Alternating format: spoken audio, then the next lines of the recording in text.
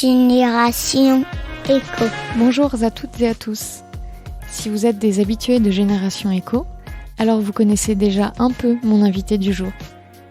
On a fait nos débuts ensemble sur le podcast, car c'est à l'occasion de son épisode, le dernier de la saison 1, qu'Yves a annoncé les hors-séries sur l'entrepreneuriat au féminin que j'anime depuis.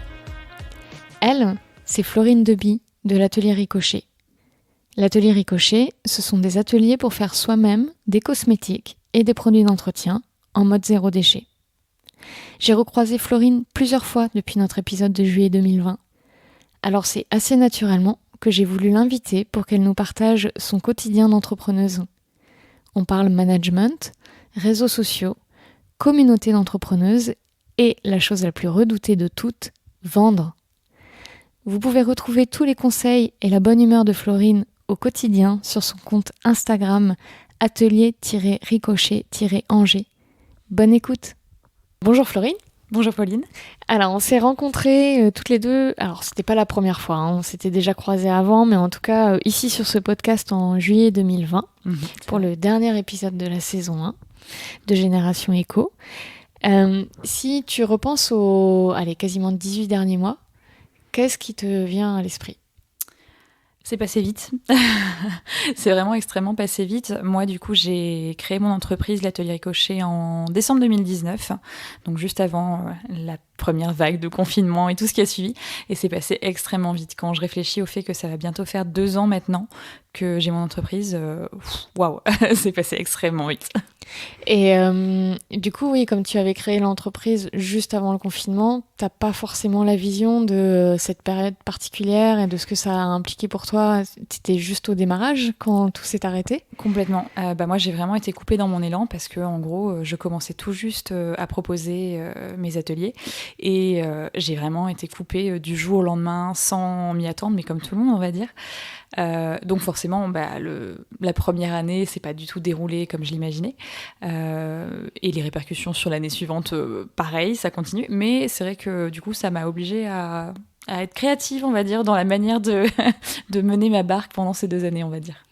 Et est-ce que ça aurait pu te faire changer d'avis, du coup, qu'au bout de 4-5 mois, là, il y ait cet arrêt soudain, alors que des fois, au début, on n'est pas encore trop sûr de soi non, t'as pas senti qu'il y avait ce j'ai risque. pas du tout.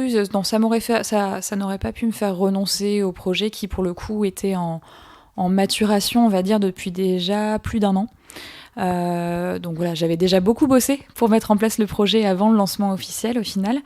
Donc non, voilà, ça a été un gros coup de massue sur le coup. Ça a été difficile de se revoir confiné en novembre 2020 par exemple. Mais non, ça m'a pas découragée au point de me dire c'est bon, j'en ai ma claque, j'arrête. Voilà, ça a été dur sur le moment, mais ça n'a jamais remis en cause. J'ai toujours su que c'était des pauses, que c'était temporaire, et donc voilà, c'était. Je prenais le temps de peaufiner d'autres choses que je n'avais pas le temps quand j'étais dans le feu de l'action, on va dire, au quotidien dans l'animation des ateliers. Alors, du coup, c'était une de mes questions. Je me souvenais plus exactement quand est-ce que tu avais créé l'atelier Ricochet. Donc, on a la réponse maintenant. Il y a quasiment 2 ans. C'est ça. Pourquoi tu l'as créé à l'époque ?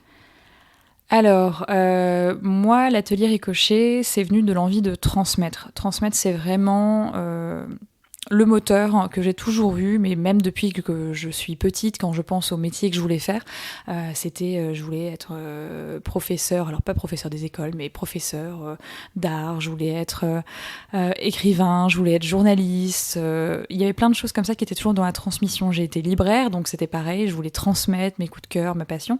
Et en fait, cette notion de transmission, ça a toujours été hyper important.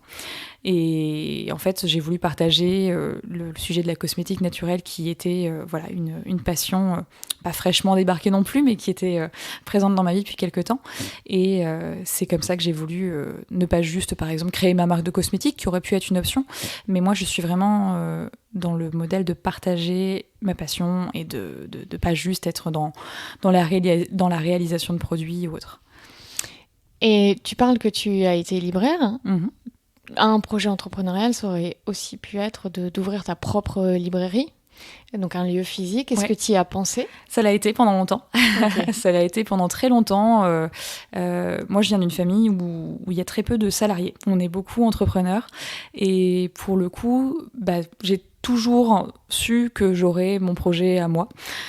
Et donc, quand je suis sortie de mes études et que je suis devenue libraire, forcément, mon projet, c'était d'avoir un café-librairie, exactement. Et c'est vrai qu'en fait, c'est quelque chose que j'ai eu pendant très longtemps. Et au final, le métier de la librairie est fabuleux, mais aussi parfois très dur, très ingrat. Et au final, c'est en ayant mes enfants que je me suis rendu compte aussi que ça ne collait pas forcément avec ce que j'attendais du fait d'avoir ma boîte ou autre. Parce que librairie, c'est travailler systématiquement le week-end. Bon, ça, je le fais aussi. Mais beaucoup d'heures, finir tard. Et c'est des choses comme ça dont j'avais plus forcément envie. Au-delà du fait que c'est un métier qui est hyper difficile, parfois physiquement, mais parfois aussi d'un point de vue financier. On est sur des business models qui sont très précaires. Je connais beaucoup de libraires à leur compte et c'est compliqué, c'est une lutte de tous les instants. Et c'est vrai que être un petit peu sur le fil tout le temps, c'était plus forcément la chose qui me convenait. Et j'ai eu une période de chômage où j'ai du coup pas exercé le métier de libraire pendant environ 2 ans, qui a un peu étiolé mon envie de revenir dans ce milieu-là, on va dire. Et du coup, d'entreprendre comme ça sur un modèle beaucoup plus hybride, enfin, t'as pas de lieu physique, donc les charges fixes ne sont pas les mêmes. Est-ce que ça permettait aussi de s'y voir plus facilement que de se lancer dans un projet Exactement. En plus fait, moi, l'idée du coup de ne pas avoir de boutique, par exemple, et de faire uniquement du domicile ou de travailler avec des partenaires comme je le fais actuellement, c'était, comme tu le dis, le fait aussi d'alléger au maximum les charges pour, alors pas vraiment tester l'activité parce que j'avais assez confiance dans le projet dès le départ, mais de me dire je ne prends pas de risque. Et j'ai bien fait parce que vu les 2 années qu'on a eues, je suis très contente de ne pas avoir eu un loyer à verser tous les mois pour une boutique.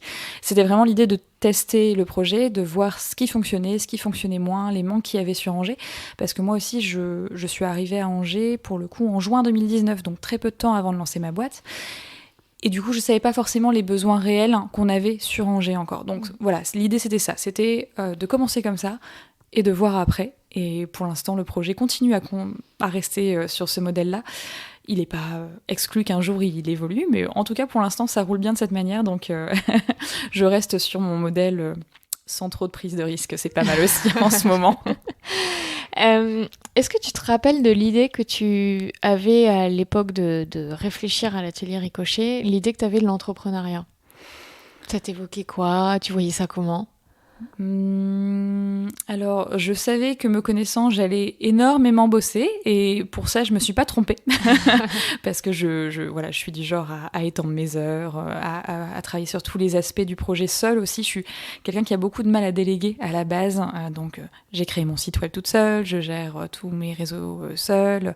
J'ai vraiment géré tous les aspects. C'est une difficulté à déléguer ou c'est aussi une curiosité Une curiosité faire avant ces tout. tâches-là? Ouais, une curiosité avant tout, parce que j'aime bien m'intéresser à plein de sujets et les maîtriser à fond. Alors, je vais regarder des tutos, des choses comme ça pour faire mon site, mais c'est vrai que j'aime bien gérer vraiment tous ces aspects-là. Donc, déléguer, pour moi, c'était un gros challenge, mais que je relève depuis septembre, vu que j'ai une apprentie maintenant qui travaille avec moi et qui m'assiste justement sur plein de choses.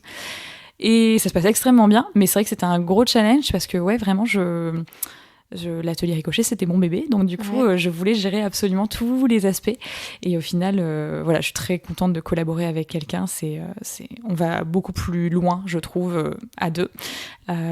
Donc voilà, sans regret, mais c'est vrai qu'au départ, j'avais beaucoup de mal à me projeter sur le fait de ne serait-ce que confier la création de mon site web, par exemple. C'était impensable pour moi parce que je voulais vraiment pouvoir gérer chaque petit aspect. Et si j'avais envie d'un changement à 3h du matin, un lundi soir, je pouvais le faire. Bon, ça m'est jamais arrivé à 3h du matin, mais voilà. Et du coup, est-ce que là, tu te retrouves en position un peu managériale? Enfin, en tout cas, tu as une personne en apprentissage. C'est la première fois que tu es dans cette situation ou tu l'avais déjà eu avant quand tu étais salariée? Non, c'est la première fois. Quand j'étais salariée, j'étais toujours un peu en bas de l'échelle, on va dire. Donc, gérer, pas une équipe, mais gérer en tout cas une salariée, c'est la première fois que je dois le faire. Alors c'est tellement fluide et tellement naturel avec celle que j'ai recrutée que du coup voilà, ça se passe bien. C'est pas un challenge non plus autant que je l'imaginais parce que j'ai beaucoup travaillé avant pour mettre en place des choses qui soient faciles pour son arrivée, c'est-à-dire qu'elle n'est pas arrivée avec moi qui lui disait alors là je pense qu'on va faire comme ça. Non, j'avais essayé de prévoir un petit peu et de cadrer. Ça c'était un challenge avant par contre. mais du coup c'est vrai que c'est finalement beaucoup plus fluide que ce que j'avais imaginé, et donc tant mieux. Est-ce que tu peux nous parler du recrutement, en fait parce qu'on n'est pas souvent en position de recruter quelqu'un, alors en plus pour son bébé, comme tu dis. C'est vrai. Tu t'es attachée plutôt à quoi j'imagine à la rencontre, au feeling que tu as eu, mais au profil, un peu à l'expérience. Enfin, comment tu t'es positionnée? Alors, au départ, j'ai eu à peu près des profils similaires parce qu'en fait, j'ai fait un événement avec une école de communication, marketing, et en fait, en leur posant la question, vous n'avez pas des apprentis qui recherchent pour l'année prochaine? Ils m'ont envoyé pas mal de CV. J'ai fait ma sélection sur un petit peu la créativité que je sentais ressortir du CV. C'est tout bête, mais c'est vrai que je suis sur quand même des missions assez créatives, donc c'était important pour moi. Et voilà, après vraiment sur la rencontre, et je l'ai beaucoup joué au feeling. J'avais par exemple une candidate qui était un profil assez similaire du mien, par exemple, et avec qui le feeling était bien passé, mais pas la petite étincelle qui a fait que c'est elle. Alors que sur le papier, quand j'ai regardé les CV, je me suis dit bon, ce sera quasiment sûr, ce sera elle. Et au final, Louise que j'ai recrutée, c'est vraiment quand je l'ai rencontrée, on a échangé, elle avait pas le meilleur CV ni rien, mais par contre c'est vraiment l'échange qui a fait que je me suis dit bon, je vais passer 1 an avec cette personne, on va travailler littéralement à 1 mètre l'une de l'autre toute l'année, il faut que ça se passe bien, et du coup j'ai beaucoup joué sur le ressenti, et je me suis pas trompée parce que jusque là voilà, ça se passe très bien, tant dans le travail effectué, parce que il faudrait pas qu'on devienne copines mais qu'à côté de ça on bosse pas mais voilà, tant dans le travail effectué que dans le relationnel ça se passe super bien, donc j'ai fait jouer mon intuition, on va dire. Ouais. Et tu pensais que ça viendrait aussi vite d'avoir quelqu'un qui vienne bosser avec toi? C'était prévu depuis le départ? Pas du tout. Pas du tout, mais vraiment, et d'ailleurs je suis assez... je marche beaucoup au coup de tête parfois, et c'est vrai qu'en fait c'est en voyant une jeune qui recherchait un apprentissage justement pour l'année prochaine, enfin voilà, pour cette année du coup, qui lançait un appel à l'aide un peu sur un groupe Facebook, que je me suis dit, tiens, effectivement, avoir une apprentie, ça pourrait peut-être être intéressant. Et l'idée a fait son chemin, et je crois que 3 jours plus tard, j'avais les CV de tout le monde. La semaine suivante, je faisais les entretiens, et 15 jours après, elle était recrutée, quoi. Donc, non, ça a été vraiment une... Ouais, très spontané, en fait, dans la manière que l'idée a germé, on va dire. Ouais, donc dans ce que tu dis depuis le début, on sent qu'il y a beaucoup de place à l'intuition. Oui, c'est vrai. Ouais. C'est vrai. Et l'entrepreneuriat, à mon avis, il y a des personnes plus intuitives que d'autres, mais c'est pas mal ça. C'est aussi être capable de se faire confiance sur des sentiments. Ouais, complètement. Après, moi, je sais que je joue beaucoup sur l'intuition par rapport aux personnes. Et par exemple, tout ce qui va être après organisation, on va dire les missions que j'ai en tête ou les objectifs que je vais avoir en tête, ça, je vais plus le cadrer. Mais dès que c'est avec les personnes, je marche beaucoup à l'intuition et je m'écoute de plus en plus. J'ai eu des collaborations, par exemple, qui se sont pas super bien passées. Bon maintenant voilà, j'ai une croix dans ma tête, et maintenant j'ai les petits red flags qui s'affichent en disant bon non, ça s'est pas bien passé, c'était pas fluide, c'était compliqué, tant pis, je m'assois peut-être sur des collaborations qui pourraient m'amener du chiffre d'affaires, mais je veux aussi que quand j'ai des missions, ça se passe bien. Et j'ai tellement de personnes avec qui ça se passe super bien, avec qui tout est fluide, des clients voilà, pour qui je fais des missions régulières, que j'ai envie de privilégier ça, et j'ai pas envie de m'encombrer voilà, de collaborations qui me pèsent ou alors qui vont me faire coûter beaucoup de temps, beaucoup d'énergie. C'est vrai que c'est quelque chose que j'essaie d'appliquer au maximum, et en général, je me trompe pas trop. Ouais. Donc on parlait de ta vision de l'entrepreneuriat quand tu as lancé le projet. Est-ce que tu as noté des différences par rapport à ce que tu attendais, la réalité Alors là, du coup, mais c'est aussi lié au contexte, je m'attendais à ce que tout aille plus vite.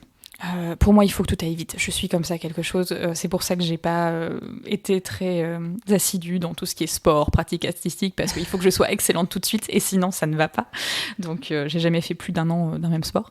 Bon, aussi parce que j'étais un peu nulle en sport, mais bon, ça c'est autre chose. Mais je m'attendais effectivement à ce que tout aille plus vite. Après, bon, à chaque fois, on me dit oui, mais il y a quand même eu les confinements, le Covid, tout ci, tout ça.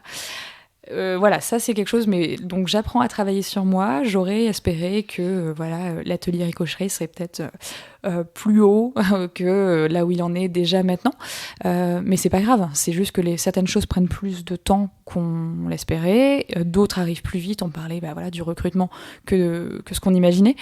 Mais du coup, il faut faire travailler la patience pour certaines choses et pas toujours simple.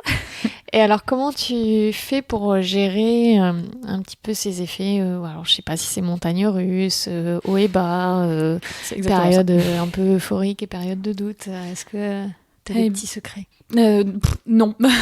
je fais comme tout le monde, j'essaye de pas lutter. C'est-à-dire que je peux avoir tendance, quand il va y avoir des périodes plus creuses, à beaucoup me questionner, à me dire waouh mince, qu'est-ce que je fais mal, il faut tout que je remette en cause, alors que des fois c'est juste un timing qui est pas bon, la période, ceci, cela.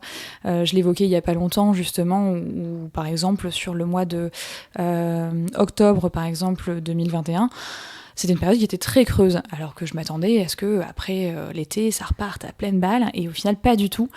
Et donc, je me questionnais énormément, et je me suis pas mal ouvert aussi aux gens qui me suivent sur les réseaux, par exemple, là-dessus, parce que vraiment, je me disais, mais qu'est-ce qui se passe ? Ça y est, vous m'aimez plus ? Enfin, qu'est-ce que je fais ?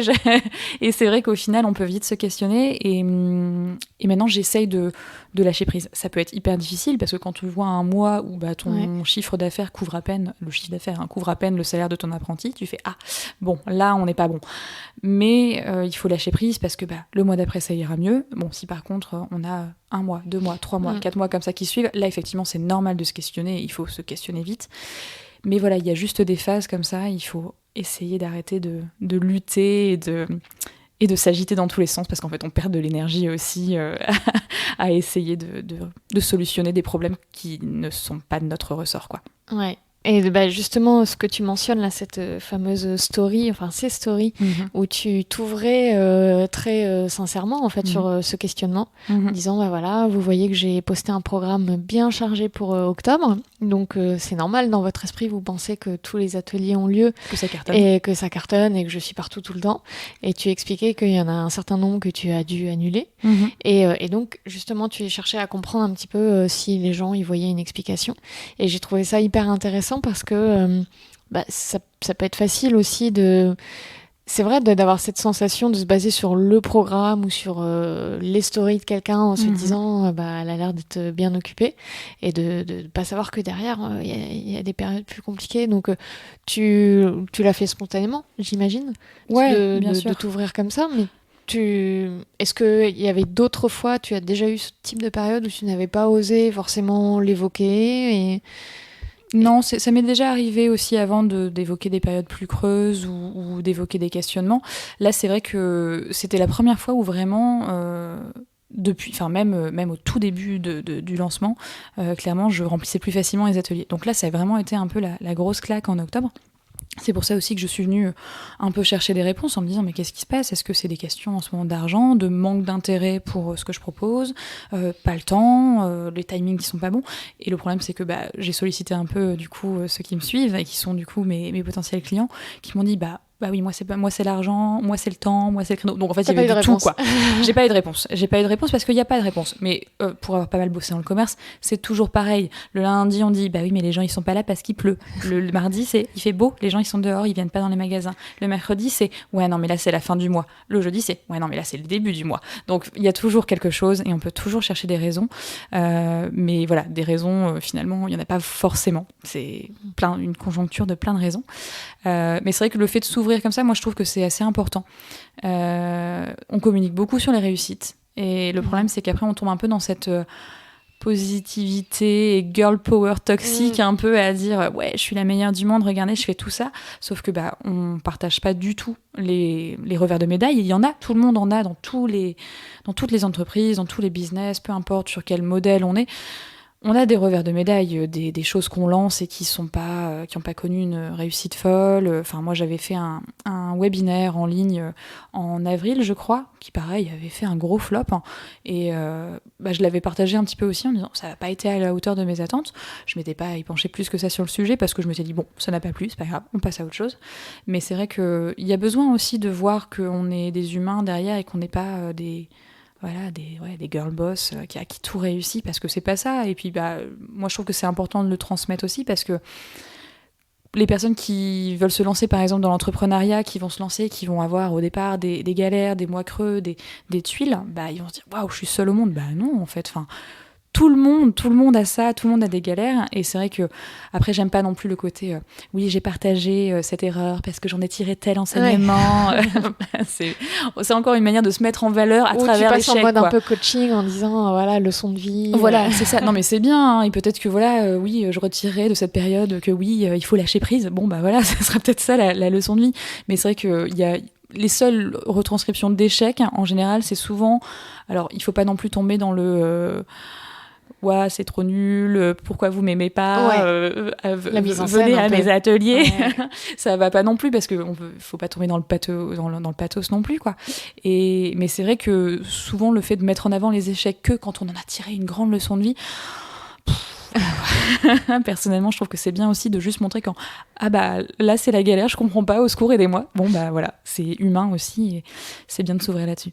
Est-ce que, moi je suis pas des masses sur Instagram, enfin en tout cas pas régulièrement, est-ce que tu partages aussi tes victoires ? Est-ce que ça t'est arrivé après 2 ou 3 semaines où voilà, les ateliers se passent bien et tout ça, tu partages aussi Ouais, ça peut arriver aussi. Et puis il faut des deux en fait, parce que le but c'est pas non plus de montrer que l'entrepreneuriat c'est un chemin de croix, parce que c'est pas le cas.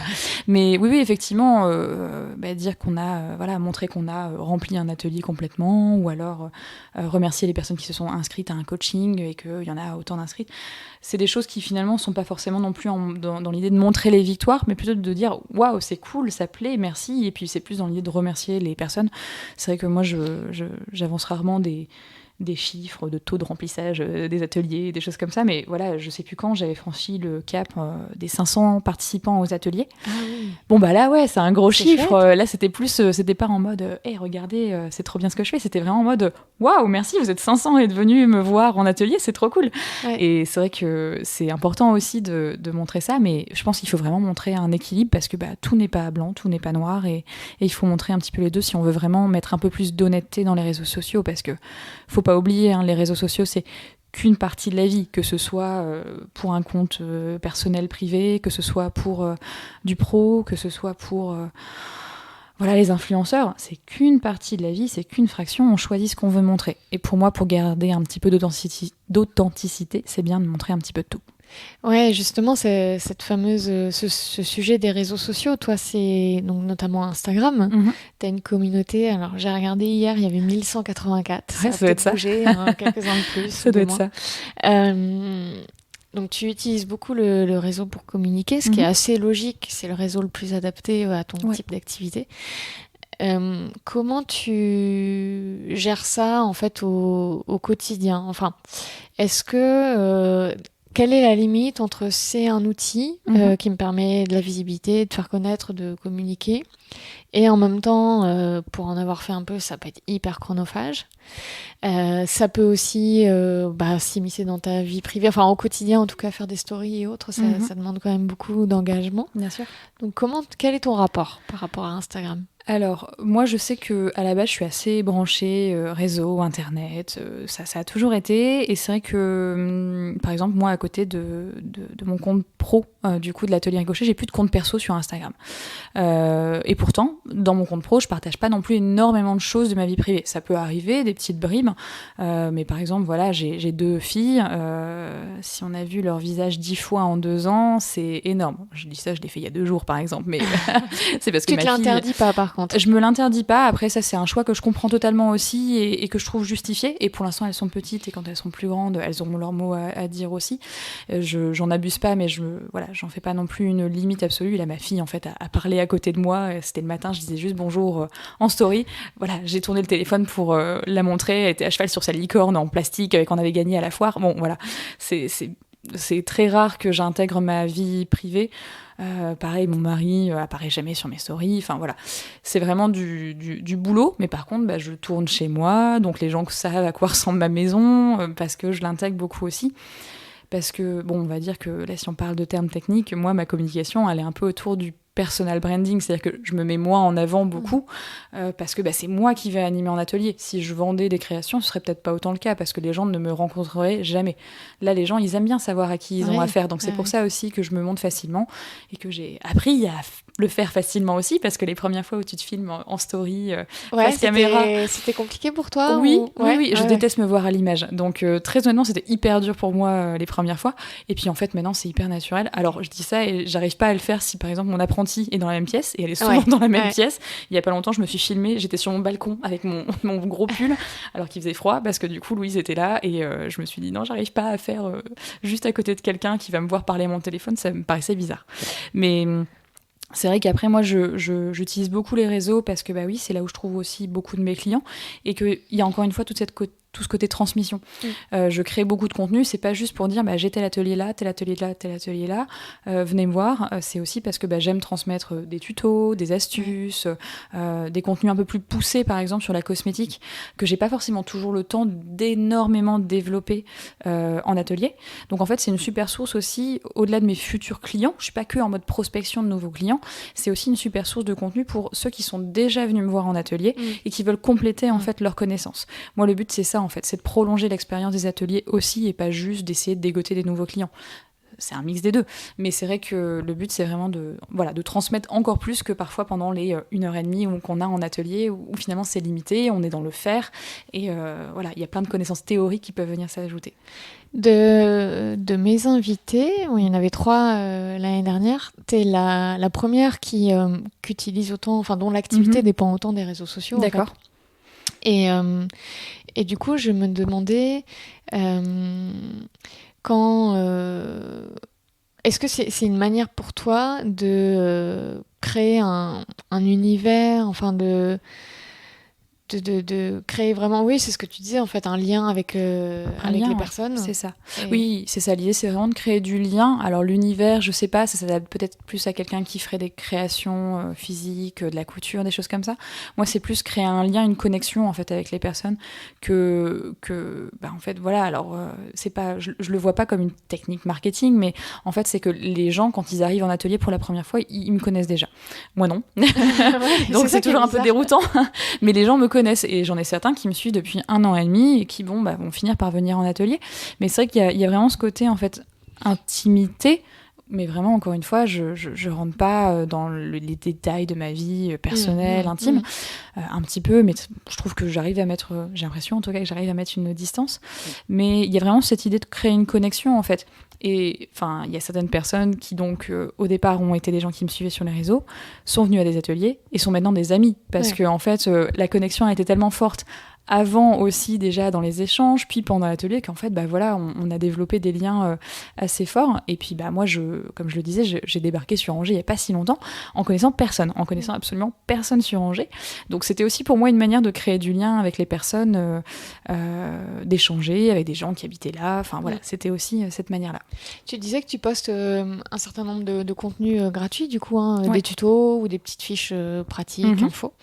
Est-ce que là aussi, tu le fais spontanément, tu utilises ton intuition et tes envies, ou bien tu réfléchis quand même un petit peu, parce que on entend souvent dire sur les réseaux, notamment pour des influenceurs, des créateurs de contenu un peu uniquement médias, trouver la bonne limite entre ce que tu donnes gratuitement et ce que derrière tu vas pouvoir facturer. Donc toi, tu le fais c'est assez naturel, spontané, intuitif, ou bien quand même tu prends du recul là-dessus? Alors c'est pas intuitif. Je traite les sujets dont j'ai envie, qui me plaisent et qui ont un intérêt pour les personnes qui du coup me suivent ou qui sont venues me voir en atelier.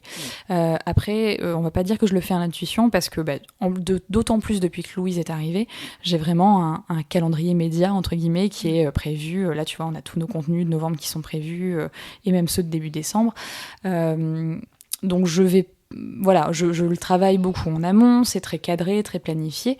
Mais par contre, à côté de ça, Je m'interdis rien en termes de contenu que je vais pouvoir donner parce que, encore une fois, c'est différent. Ce que les gens viennent chercher en atelier, c'est un accompagnement dans les gestes techniques, dans le faire, dans la réalisation. Ils veulent passer un bon moment. La lecture d'un tuto, c'est pas pareil, et c'est pour ça aussi que moi je dis toujours, les personnes qui veulent apprendre à faire 100% par elles-mêmes sans passer par des ateliers, elles le feront. Internet, ça regorge de tutoriels. Ouais. Elles peuvent le faire si elles ont envie de s'équiper, si elles ont envie de le faire seules, et voilà, de passer du temps aussi à chercher quel tuto va fonctionner. Moi, l'idée, c'est mes tutos, ils viennent en complément pour ceux qui se sont déjà un peu équipés, qui ont peut-être participé aux ateliers et qui veulent aller plus loin, et pour ceux qui viendront peut-être jamais en atelier, c'est pas grave. Moi aussi, je propose des choses que je sais de qualité, et ça leur évite de se retrouver avec une énième recette de dentifrice ratée. et voilà, c'est pas grave. Peut-être que j'ai des gens qui consommeront que mon contenu gratuit, qui viendront jamais me voir. C'est pas du tout un problème. Je le fais pour certaines personnes aussi, moi-même, dont je consomme uniquement les contenus gratuits sur les réseaux. Et voilà, c'est pas dramatique. Est-ce que... moi, j'ai découvert avec Instagram récemment, par rapport à un Facebook, on est plutôt... Enfin, moi, je me considère plutôt génération Facebook. Instagram est arrivé plus tard dans ma vie et du coup, j'ai pas trop pris le train en marche. À la fois parce que c'est encore plus basé sur l'image, le visuel, c'est vrai. avec tous les travers qu'on peut y trouver, et aussi simplement parce que je comprenais pas trop le fonctionnement. Et en l'utilisant, j'ai été assez frustrée de ce qu'on appelle un peu les communautés fantômes, ou la passivité, créer de l'engagement en fait sur Instagram. Alors il y a pareil sur Facebook en soi, mais sur Instagram, je trouve que tu manques encore plus de vision sur l'impact qu'ont eu tes publications. Ça se partage moins facilement aussi que Facebook. Enfin voilà, donc on peut avoir, donc tu as une belle communauté aujourd'hui qui grossit. Derrière, est-ce que tu es satisfaite de l'engagement? Il y a certaines fois une frustration qui est assez tangible, alors que ce soit Facebook ou Instagram. Moi, pour le coup, j'ai beaucoup plus d'engagement sur Instagram que sur Facebook, au contraire. Ou clairement, sur Facebook, des fois, je me dis « Ah, il y a 3 personnes qui ont vu ce que j'ai publié aujourd'hui. Bon, très bien. » J'ai moins de personnes qui me suivent sur Facebook, mais voilà, quand même pas... C'est quand même assez conséquent, je crois que c'est 600 ou 700 personnes, quelque chose comme ça, donc c'est pas, voilà, mais voilà, c'est beaucoup moins sur Facebook.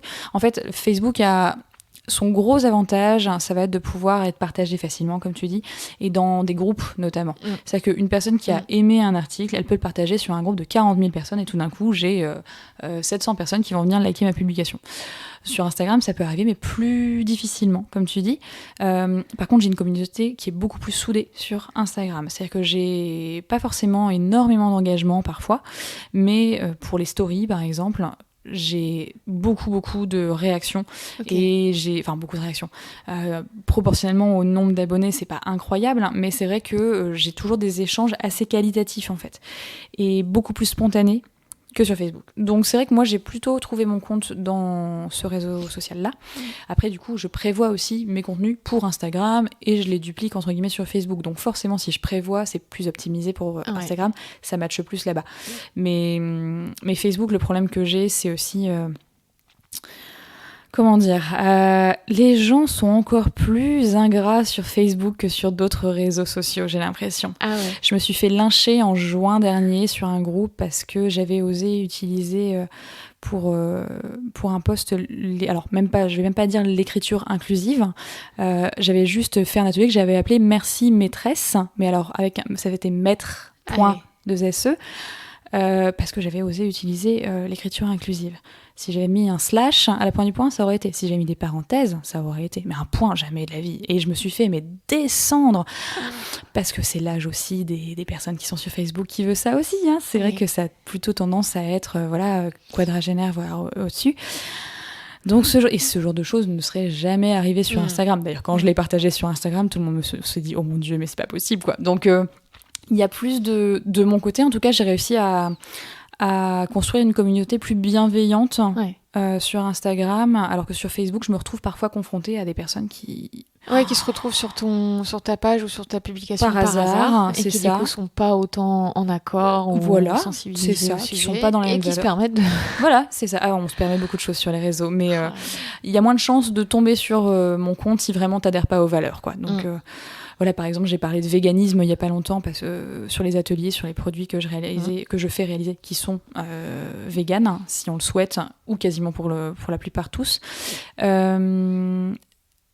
Et j'ai eu que des témoignages positifs, même ceux qui me disaient moi c'est pas mon critère premier, on a discuté, mais toujours hyper bienveillant.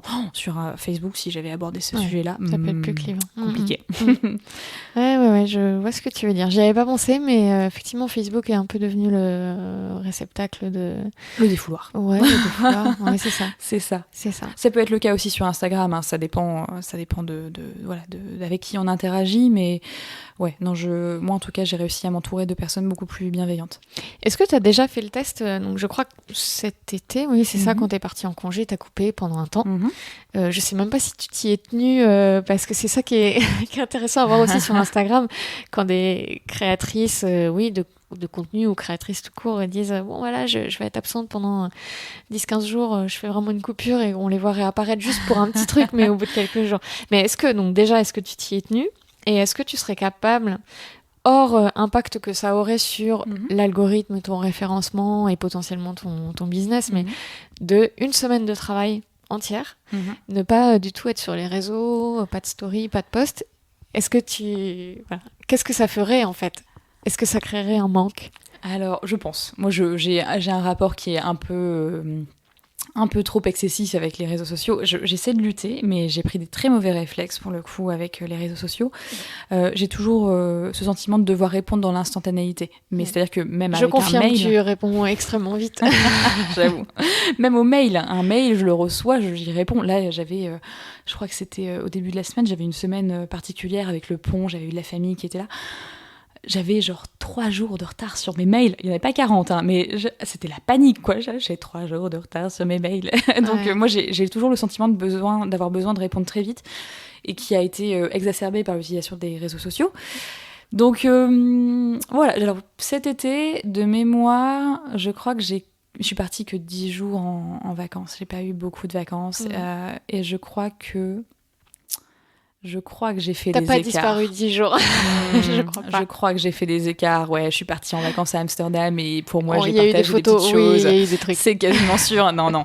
J'avoue que je pourrais me le fixer comme challenge, et j'y arriverai. Hein, mais t'en as jamais senti le besoin? Par exemple, couper complètement. Ouais, parce qu'on voit assez périodiquement des créateurs de contenu avoir besoin de couper. Je pense que c'est peut-être plutôt les gens qui ont vraiment des très grosses audiences et qui reçoivent justement plus de négativité, qui des fois ont juste envie de dire c'est bon, vous me saoulez. je coupe pendant X temps. Moi, j'ai pas ce problème-là non plus d'être un peu en surcharge d'interaction. Mais c'est vrai que je suis très présente, donc ce serait un vrai travail, un vrai challenge, et tu vois, à la rigueur, si on me dit bon allez, tu coupes vraiment, mais par contre tu peux quand même programmer quelques posts, je fais c'est bon, pas de souci, si j'ai mes trucs qui se publient en automatique, pas de problème. C'est quelque part c'est normal, parce que c'est aussi comme ça que fonctionne. Ce sont des algorithmes où il faut avoir une régularité et tout ça, donc et puis t'as habitué ta communauté à avoir des posts réguliers, donc c'est normal que t'aies peur de l'impact ou que tu aies ça en tête. C'est ça. C'est ça. Et à côté de ça, tu vois, pour le perso, je n'utilise quasiment plus aucun réseau social. Facebook, j'ai pas posté du perso depuis des mois. Donc, si, j'ai partagé ce que je faisais pour l'atelier Ricochet. Donc, à côté de ça, voilà, je l'utilise vraiment uniquement pour le pro. Donc, c'est plus, en fait, j'aurais plus peur de l'impact que ça peut avoir, parce que c'est un équilibre qui est très précaire. Hein, et si, entre guillemets, ça roulait à 100%, je pense que là, je mets beaucoup d'efforts dedans aussi, parce que je suis pas à mon rythme de croisière encore, en termes de remplissage de mes ateliers, de chiffre d'affaires. Et donc, j'ai encore beaucoup d'efforts à mettre là-dedans pour que ça paye sur le long terme. Et ça paye sur le long terme, mais c'est vrai que si j'étais un peu plus sereine vis-à-vis de l'activité qui roulait un petit peu toute seule, peut-être que je couperais plus facilement. Là, je suis encore un petit peu trop entre deux eaux, et du coup, j'ai toujours l'impression qu'il faut que je donne plus pour pouvoir du coup espérer du retour sur investissement, entre guillemets. C'est pas très joli de dire ça comme ça, mais voilà, l'impression d'avoir besoin d'être très présente encore.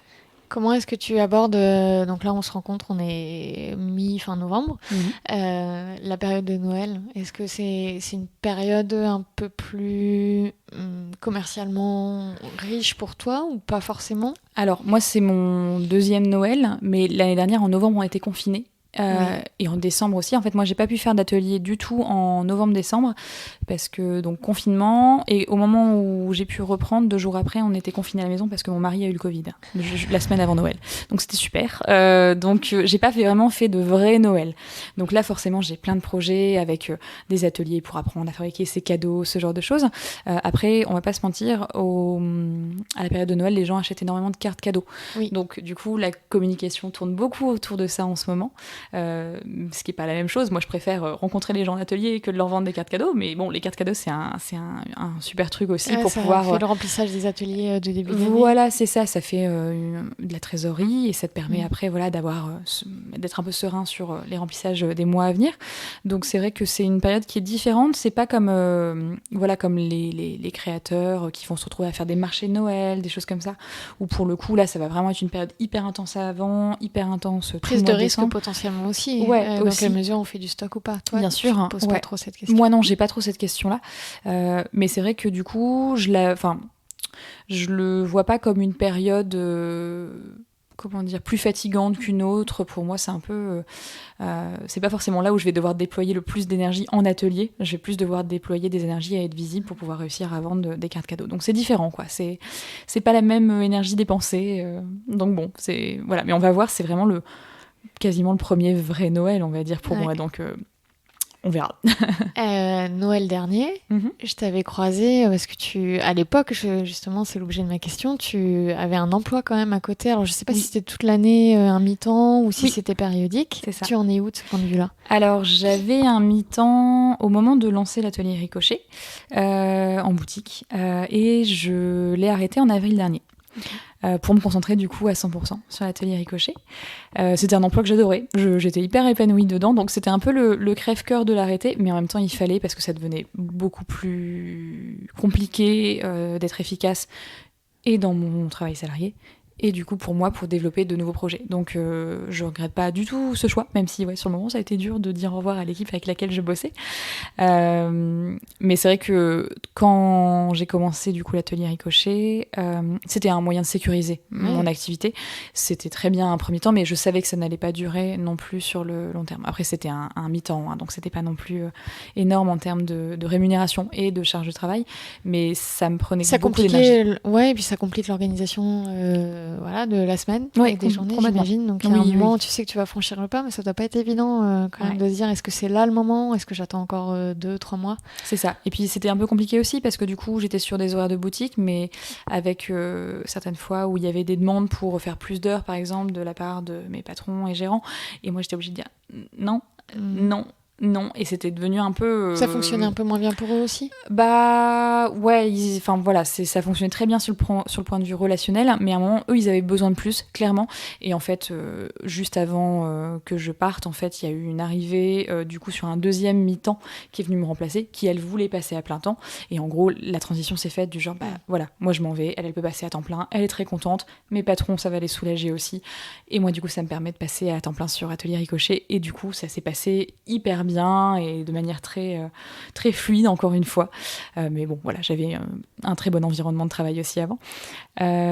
Donc voilà, c'est vrai que ça a fait du bien. Ça a fait du bien de pouvoir juste être à 100% sur mon projet. Et tu as vu la différence depuis ?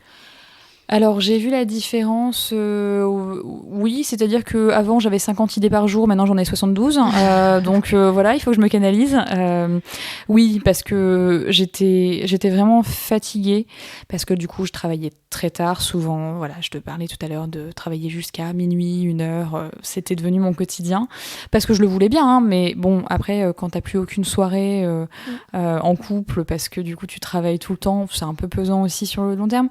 Donc maintenant, surtout encore plus depuis l'arrivée du coup de Louise, j'essaie de me restreindre à travailler la journée, pas trop le soir, et j'arrive un peu plus à couper et ça fait du bien. Bon, j'ai un mari qui travaille de nuit, donc les soirs où il est pas là, j'en profite pour bosser jusqu'à 1h.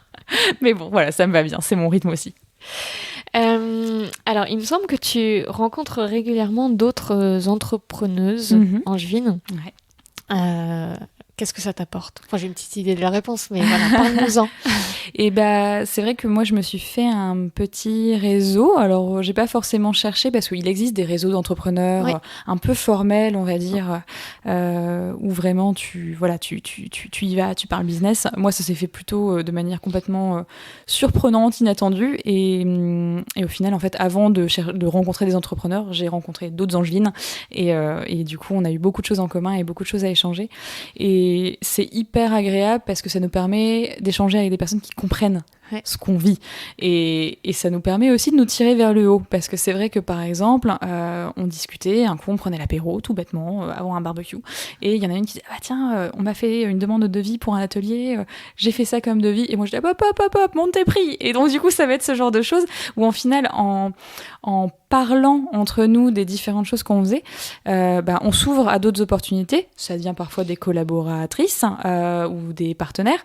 Et parfois, juste, en fait, on s'ouvre à d'autres choses. Par exemple, je vais faire un atelier, notamment dans le cadre de Food Angers en février, avec quelqu'un qui n'est pas du tout dans le milieu de l'animation à la base, mais du coup ça va être l'occasion, en fait, elle voulait tester les ateliers, elle savait pas trop, et du coup on s'est dit on va en faire un à deux, ça va te lancer, si jamais ça te plaît tu pourras continuer aussi seul de ton côté, et on se tire vers le haut en fait, et en parler en fait, mais ça c'est comme pour tout, c'est valable aussi dans le milieu du salariat, où si tu parles par exemple jamais de ton salaire, tu remarqueras pas peut-être tu gagnes 20% de moins que ton collègue, si t'en parles, peut-être que tu pourras après avoir des revendications.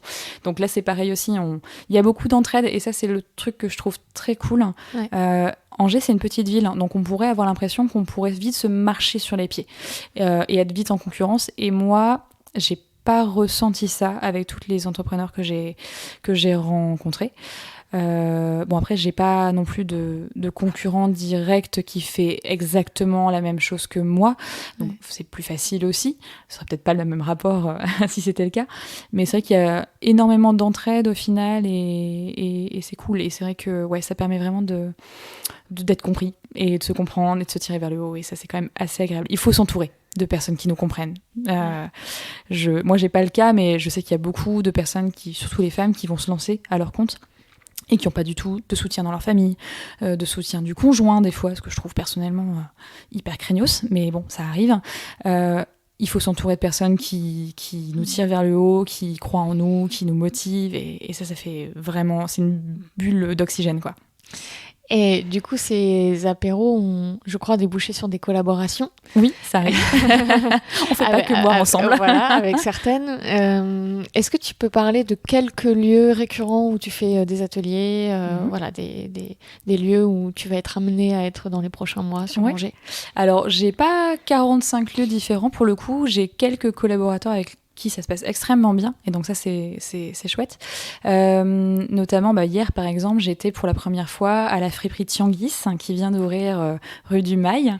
Mégane et moi on s'est rencontrés à l'occasion d'un goûter, pas d'un apéro, pas d'alcool. Et donc là elle a ouvert sa boutique il y a quelques semaines, et c'est naturellement qu'elle m'a proposé de faire un atelier chez elle, et donc j'étais ravie de pouvoir le proposer là-bas. Je travaille aussi avec le restaurant La Bougeotte qui est dans le quartier de la Madeleine, qui est un super endroit aussi à visiter. Et pareil, on s'est rencontrés vraiment, pour le coup on se connaissait pas, et j'avais entendu parler du lieu et je me suis dit ça s'y prête bien, et on s'est rencontrés, et en fait pareil, encore une fois tout a été hyper fluide dès le départ, et puis voilà. Mais maintenant les patrons, Déborah et Romain, je les considère comme des amis, ils sont adorables.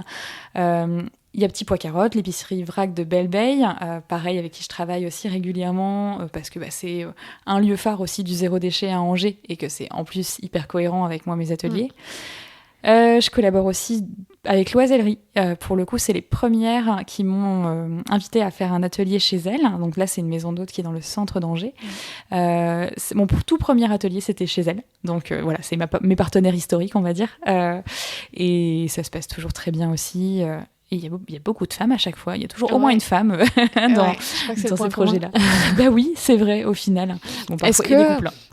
Est-ce que ça veut dire que peut-être les femmes, on entretient plus dans le milieu entrepreneurial cette sororité ou de créer en tout cas un écosystème en fait et de éventuellement collaborer ou se proposer des choses Peut-être, ouais. que ne le feraient des Alors, hommes entre eux je sais pas, moi j'avoue que j'ai beaucoup rencontré du coup d'entrepreneurs féminines, donc forcément c'est avec elles que j'ai noué des liens plus spontanément. En tout cas, c'est vrai que après voilà, par exemple Thibaut Carotte, c'est un couple. Oui. Je collabore autant avec Pierre qu'avec Adélaïde, ça change pas.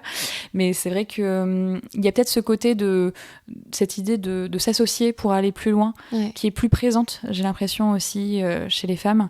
S'associer pour aller plus loin ou s'associer pour se sentir plus forte. Enfin, voilà, pour aussi venir les deux, répondre aux peurs, aux petits syndromes de l'imposteur qui reviendraient de temps en temps. Oui, peut-être aussi, effectivement. Ouais, c'est vrai que de collaborer. Je pense qu'on a plus cette spontanéité à collaborer. Bon, moi je disais, j'aime beaucoup faire les choses toute seule dans mon côté, mais voilà, j'aime m'entourer aussi de personnes avec qui on va pouvoir faire des choses sympas. Peut-être qu'on a plus cette tendance-là. Je saurais pas dire, tu vois, mais j'ai pas rencontré beaucoup d'entrepreneurs masculins pour pouvoir avoir un comparatif. Mais il semble que ce soit un aspect féminin, donc qui n'est pas forcément lié qu'aux femmes, mais qui est dans le féminin d'aller vers l'autre, de collaborer. Donc ça a du sens que les femmes, naturellement, en fait, quand elles montent un projet, se mettent vite en réseau, en écosystème, s'entourent. Et souvent, pas que, mais d'autres femmes, parce qu'elles ont la même demande. Oui, complètement. Je pense que ça va être une des dernières questions. Est-ce que tu changerais des choses dans ton parcours depuis 2 ans ? Alors, c'est vrai que c'est particulier parce qu'il y a quand même du Covid qui vient perturber tous les signaux. Je ne peux pas enlever le Covid, non ? Non, ça compte pas, ça serait trop facile. Okay. Non, mais ça vient un peu perturber toute lecture. Mais est-ce que il y a déjà un enseignement où tu te dis, bon, ça je l'aurais fait différemment ou je ne l'aurais pas fait J'oserais plus vite être plus pugnace avec certains partenaires. Ah, ouais. C'est-à-dire que, par exemple, je travaille de plus en plus avec les collectivités et il faut aller les chercher. Vraiment. Ils n'ont pas le même rythme que toi aussi, en fait. C'est ça, voilà. Là où toi, tu as envie que les choses se fassent extrêmement vite, tu comprends qu'en fait, rapidement, c'est 1 mois pour une collectivité. Donc, c'est vrai que j'ai travaillé assez vite, par exemple, avec la Maison de l'Environnement d'Angers, avec qui j'ai de très belles collaborations passées, en cours et à venir. Notamment, il va y avoir des choses très sympas qui vont sortir à Noël. Mais c'est vrai que j'oserais aller les chercher plus vite, parce qu'au départ, il y avait un petit peu ce sentiment de un peu d'illégitimité quand même qu'on a toutes au départ. Est-ce que je sais pas si c'est exclusivement féminin ? Je pense qu'ils doivent aussi y avoir, les hommes, le syndrome de l'imposteur, mais on l'a tout un peu au départ de se dire je vais attendre de prendre un petit peu de bouteille avant d'aller démarcher tel ou tel gros client. On a tous un peu ce côté-là de se dire on va commencer doucement, on va commencer petit et on verra après. Et en fait non, parce que si on s'est lancé dans un projet, même si on a des choses encore à perfectionner et même si on a des choses à apprendre encore qu'on apprendra sur le terrain, c'est pas grave, déjà le temps que ça se fasse avec les collectivités, autant commencer tôt. Oui, c'est ça. Et puis c'est vrai que non, en fait, il faut pas s'interdire. Moi, c'était dès le départ en fait dans mon esprit d'aller démarcher les collectivités. Bon, il y en a certaines, je l'ai fait et avec le Covid, j'ai eu des réponses des mois et des mois plus tard, certes. Mais c'est vrai que j'oserais y aller et j'oserais les prendre encore plus par la main parce que vraiment, c'est ce qu'il faut faire. Oui. C'est valable pas forcément que pour les collectivités, ça peut être valable pour des gros clients ou des partenaires avec qui on a absolument envie de travailler. Juste de dire, il faut, quand on a envie de quelque chose, il faut aller le chercher et il faut y aller, faut pas se mettre de barrières pour le faire vite, en fait. Ouais. Et peut-être quitte à... avec certains gros clients ou à faire vraiment une proposition assez adaptée, de la lecture que tu as de leurs besoins et d'arriver avec une proposition toute faite pour un peu les prendre par la main. Et c'est exactement ça. Montrer, en fait, peu importe le secteur où on est, ce qu'il faut qu'on montre à nos potentiels clients, c'est qu'on sait de quoi on parle, qu'on sait ce qu'on fait et qu'on a la réponse à leur solution. Je sais qu'il y a beaucoup de personnes qui ont un peu du mal à se vendre, entre guillemets, et à vendre tout court. Mais en fait, moi, alors, j'ai été dans la vente avant. Et moi, j'ai jamais vu ça comme du forcing, parce que, bon, c'était assez naturel, du coup, en étant dans des boutiques, à devoir vendre un produit. Mais c'était toujours naturel parce que j'apporte une réponse à leurs besoins. Je viens pas proposer un truc dont ils n'ont pas besoin. Si je proposais un service complètement inutile en lequel je croyais pas, bah oui, forcément, je serais pas à l'aise. Moi, je suis convaincue que ce que je propose, ça peut avoir un intérêt, que ce soit quand on est particulier ou collectivité ou pro. Donc je viens apporter une solution. Alors ma solution, elle n'est pas de sauver l'humanité, mais c'est d'apporter un moment sympa, de venir éveiller les consciences aussi sur le zéro déchet, la consommation responsable. Mais c'est vraiment de dire, je viens donner une solution. Donc j'ai pas à avoir peur en fait de proposer ce que je fais. Ça, je l'ai jamais trop eu, mais je sais que c'est quelque chose que beaucoup de monde a. Et voilà, le fait de parler de ce qu'on fait, c'est beaucoup sur les réseaux sociaux. Des fois, on découvre, mais on fait, tu fais quoi ? On doit chercher après 15 posts ou des fois sur le site internet pour comprendre vraiment ce que la personne vend en fait. Et des fois, on a juste l'impression que c'est, j'ose pas trop le dire, j'ose pas trop me vendre. Il ne faut pas voir la vente, entre guillemets, ou le fait de se vendre comme une chose sale. Enfin, voilà, non. On a une entreprise, on vend un produit ou un service dont on est super fier. Bah, du coup, il faut en être fier. Eh ben super, je pense que c'est un bon mot de la fin. Un mot de la fin, c'est pas mal. Ça fait un peu coaching, là. T'as vu ça ? Ouais, en mode coach. C'était pas le but, mais c'est vrai que, voilà. Non, mais c'est chouette que t'aies parlé de ça, parce qu'effectivement, la vente, ça peut être quelque chose qui fait peur. Et en réalité, c'est très simple de vendre quelque chose auquel on croit. C'est ça. Voilà. Complètement. Donc, vendre des chaussettes, c'est peut-être pas évident pour tout le monde, mais vendre ce en quoi on croit et ce qu'on a créé, je pense que ça, il n'y a pas de doute, tout le monde peut le faire. Ça facilite vachement les choses. Et ben, merci beaucoup pour cette discussion très sincère, d'avoir partagé tes réflexions, tes réussites, tes déboires d'entrepreneuse. Merci d'avoir pris le temps. Et puis, on refait le point dans 18 mois, quand il n'y aura plus le Covid. Et voilà. Merci de m'avoir reçu, en tout cas. Et puis, go pour le point dans 18 mois. Merci, Florine. Merci à toi. Merci à Pauline pour ce nouvel épisode de l'entrepreneuriat au féminin, encore passionnant comme d'habitude. Merci pour vos partages et commentaires. Pensez à vous abonner à la newsletter pour recevoir directement dans votre boîte mail les prochains épisodes. Et à bientôt à l'écoute de Génération Éco.